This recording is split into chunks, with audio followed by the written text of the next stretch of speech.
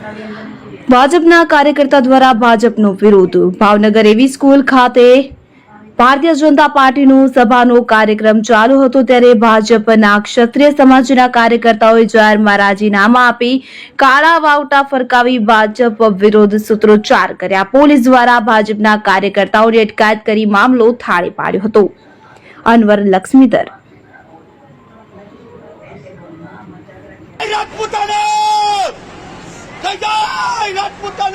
એક એવી પાર્ટી છે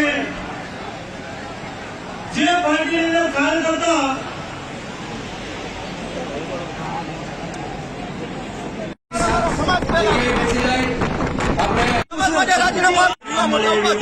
મેં મારા સમાજ માટે રાજીનામું આપી દીધું। અત્યાર સુધી અમારી લડત ફક્ત રૂપાલા સામે હતી, હવે ભાજપ સાથે છે।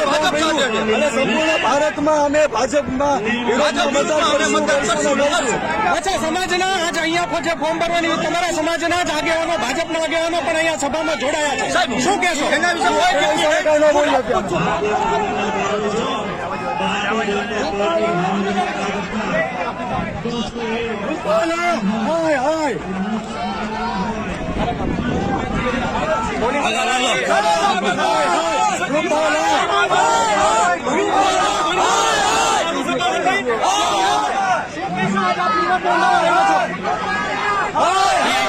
આપ જોઈ રહ્યા છો કઈ રીતના તાનાશાહીનો અંત કરવામાં આવે છે ભારતીય જનતા પાર્ટીથી।